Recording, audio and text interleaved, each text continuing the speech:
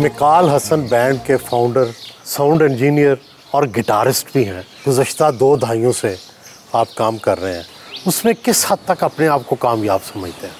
नहीं सर, हरगिज़ नहीं।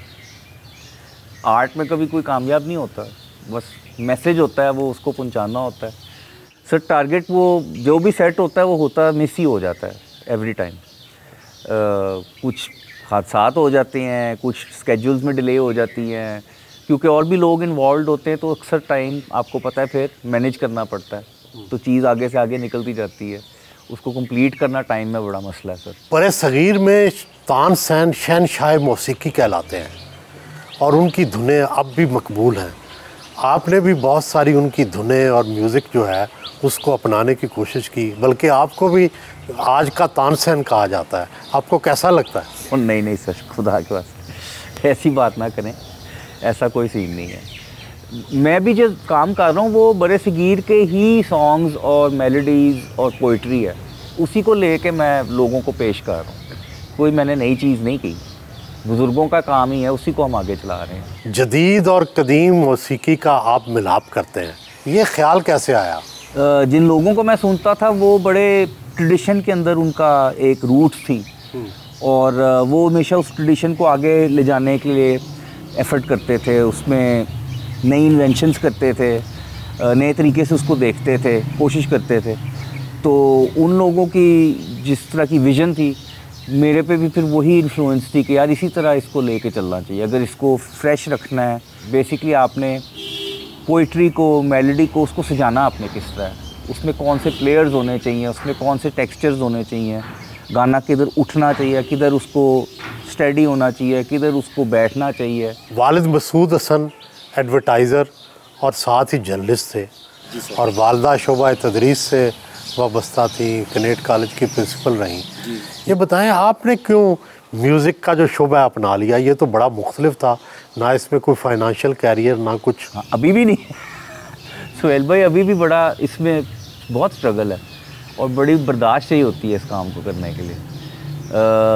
पेरेंट्स ने इनकरेज किया, मेरे वालिद साहब ने ख़ास तौर पे मुझे बहुत इनकरेज किया, क्योंकि उन्होंने कहा कि अगर एक चीज़ का तुम्हें जुनून है, शौक़ है ना, तो वो चीज़ तुम्हें सस्टेन करेगी लाइफ में।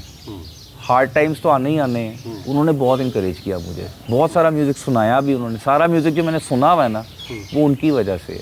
मेरी सबसे ज़्यादा इन्फ्लुएंसेस, जिन चीज़ों से मैं मुतासिर हूँ, वो उनकी वजह से है। म्यूज़िक बैंड बनाने के बाद क्या क्या मुश्किलात पेश आई? उस वक्त तो ये एक सच कैरियर भी नहीं था, अब तो चलो कई लोगों का। जब आप एक डिफरेंट चीज़ करते हो ना, तो उसको राइट वे लोग एक्सेप्ट करने में टाइम लगता है, उनको टाइम लगता है साउंड के चेंज होने में, टाइम लगता है डिफरेंट किस्म के टेक्सचर्स को अंडरस्टैंड करने में, लोगों को टाइम लगता है हज़म करते हुए। तो इंस्टेंटली कोई चीज़ सक्सेस नहीं होती, टाइम लगता है। तो ये आई थिंक सबसे बड़ी स्ट्रगल किसी भी आर्टिस्ट की यही होती है कि उसके थॉट को, उसकी साउंड को लोगों को समझते हुए, एक्सेप्ट करते हुए थोड़ा टाइम लगता है। लेकिन वंस वो हो जाता है तो फिर स्टेबिलिटी आना शुरू हो जाती है। Berkeley college of music, Boston, America से आपने बाकायदा तालीम हासिल की। ये बताएं कि वहाँ तो बहुत मुख्तलिफ आपने तजर्बात किए मुख्तलिफ कौमियतों से, वहाँ बैंड बनाने का नहीं सोचा? यहाँ आकर क्यों बैंड बनाया? आर्टिस्ट सारे यहाँ थे, जो हमारे जो कल्चर की जो महक है और उसकी एक फाउंडेशन है, वो इधर थी, उधर नहीं थी। लेकिन उधर इतना एक्सपीरियंस ज़रूर हुआ कि डिफरेंट कल्चर्स के साथ उठना बैठना, इंटरेक्शन हुआ, दोस्तियाँ हुई लोगों के साथ। कोई अर्जेंटीनियन था, कोई स्पेनिश था, कोई फ्रेंच था, कोई अमरीकी था। तो इतनी समझ आ गई कि सबसे जो अच्छा म्यूज़िक होता है वो वही होता है जो आपके अपनी मिट्टी का म्यूज़िक होता है, क्योंकि उसको जिस तरह आप तसव्वुर करते हो और देखते हो और कोई भी नहीं देख सकता। वो लोग हमारा म्यूज़िक उस तरह कभी भी नहीं सुन पाएंगे जिस तरह हम लोग सुनते हैं। तो ये बहुत बड़ा सबक मैंने वहाँ सीखा। म्यूज़िक रिकॉर्डर भी आप खुद हैं, साउंड रिकॉर्डर भी खुद हैं, गिटारिस्ट भी खुद हैं, प्रोड्यूसर भी खुद हैं। सारे काम अकेले ही करते हैं या टीम को भी साथ इन्वॉल्व करते हैं? किसी और पर एतमाद नहीं है, परफेक्शनिस्ट हैं आप? परफेक्शनिस्ट भी हूँ और एतमाद बिल्कुल है, क्योंकि ये टीम वर्क में सारे काम होते हैं। आपके नीचे लोग हमेशा टीम वर्क में काम कर रहे होते हैं, अकेला बंदा तो कोई कुछ नहीं कर सकता। अच्छा। हाँ जी। लेकिन आप परफेक्शनिज्म पे यकीन रखते हैं? क्योंकि देखें वो चीज़ एक बार दुनिया में चली गई, उसके बाद टाइम नहीं होगा कहने के लिए कि ये ठीक नहीं था या वो मैं इस तरह कर लेता। ये तो आपको काफ़ी उसको रिजिडली देखना पड़ता है ताकि वो एक मेयार पे चीज़ हो जब वो रिलीज़ हो।